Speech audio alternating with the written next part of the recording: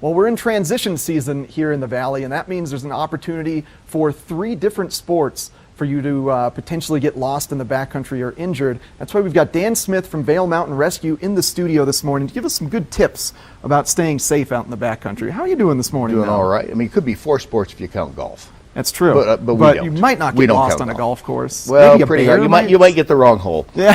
That's about it. No, it's this is one of those seasons where you can hike, ski, bike, and then get in the kayak all on the same day. Yeah. Then I don't necessarily recommend it, but it could be all done the same day.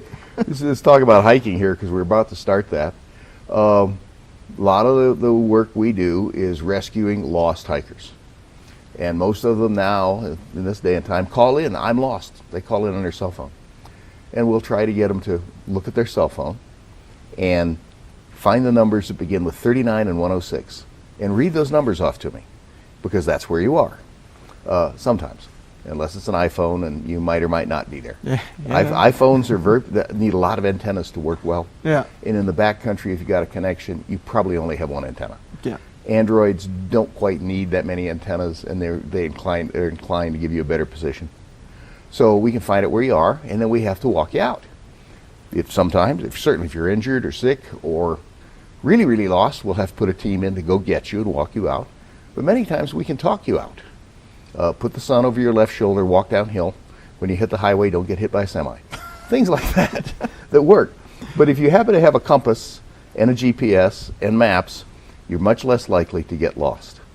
Like anything, all 3 of those devices, 2 devices and 1 piece of paper, need knowledge. You need to learn how to use them. You need to learn what a map looks like, what the little funny numbers on the side of the map are. Those things you need to learn.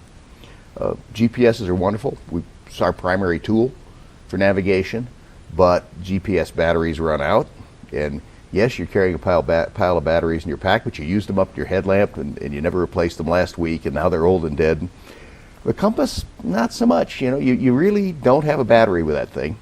It works all the time. That particular one is an old military compass. It's been through the wars, even though it's still pretty well painted. I take care of mine. Oh, it looks great. But it will always point north. Yeah. It's just the strangest thing. That little needle always points magnetic north.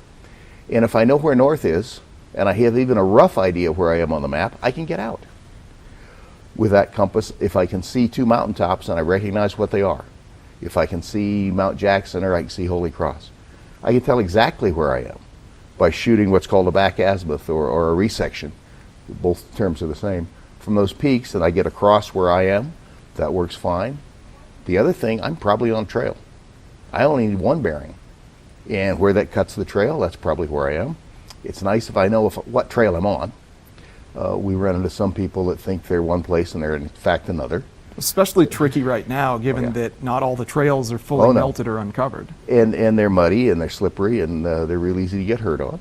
So this is 3 tools you always ought to have with you. What's the 4th tool? This one. Always. That's the one you got to have on everything we do here, because it will bite you if you don't think. We had last year. I don't have this year's hiking stories yet, but they'll be here. They'll be here. Just about another month. They're on the horizon. They're coming in.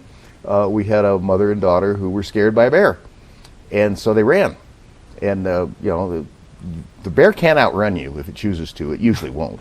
And they ran away from the trail, and they got down in a ravine, and they were a little shook. They didn't remember what trail they were on. They barely remembered the trailhead they were at. It was one of those in East Vail. Well, it's about 7 of them. Yeah. Narrow it down a little bit. Give me a little help here. Where's your car? Or what kind of car do you have? And you're talking to people. And it's very interesting when you're talking to people who are lost and trying to help them out. We're gonna come right back with another chat with you, but thank you for those hiking safety tips, Dan. Best thing to remember is a compass and a map and a GPS. When we come back, we're gonna give you guys some whitewater tips with Dan Smith.